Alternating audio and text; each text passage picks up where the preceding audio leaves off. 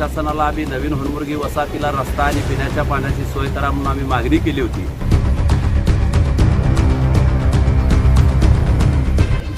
10 वर्षापासून या नागरिकांना रस्त्याचा अडचणीचा सामना करावा लागत आहे।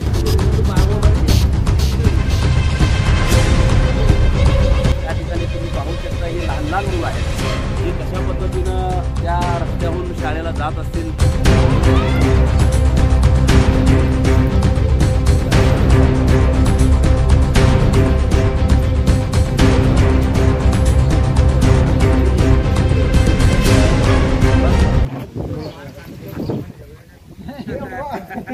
आत्ताच किसान सभेच्या नेतृत्वाखाली नवीन हनुर्गी वसाहत या ठिकाणावरील नागरिकांची बैठक आम्ही पार पाडली।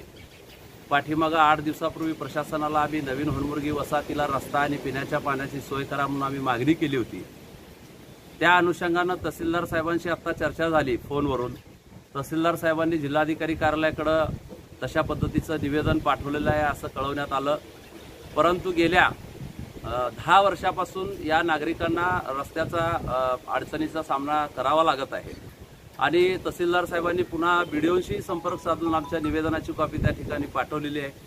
ग्रामपंचायत पातळीवरही प्रयत्न करण्याचं त्यांनी आम्हाला आश्वासन दिलं जरी असलं, परंतु हा प्रश्न जर पाहिला, अनेक लोकांचे मोडलेले हातपाय आणि या ठिकाणी तुम्ही पाहू शकता ही लहान लहान मुलं आहेत ही कशा पद्धतीनं त्या रस्त्याहून शाळेला जात असतील ह्याचा विचार देखील तर जरी केला तर अत्यंत ही दुर्दैवी बाब आपल्यासमोर दिसून येते।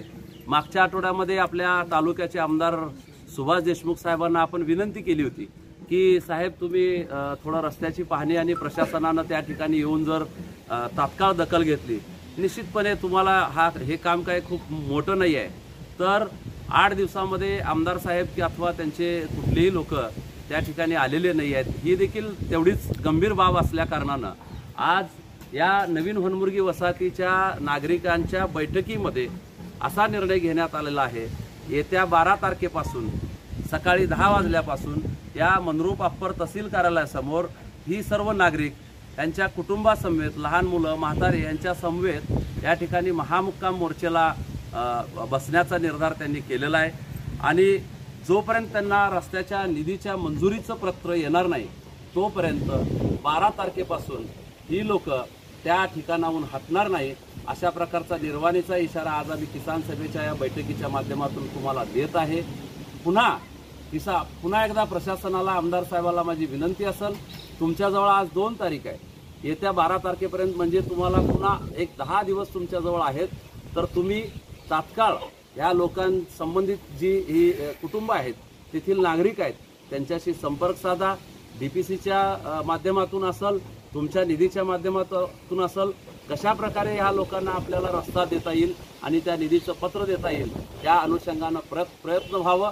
एक सामान्य कार्यकर्ता म्हणून आमच्या आमदार साहेबांना मी किसान सभेच्या माध्यमातून आज या ठिकाणाहून विनंती करत आहे।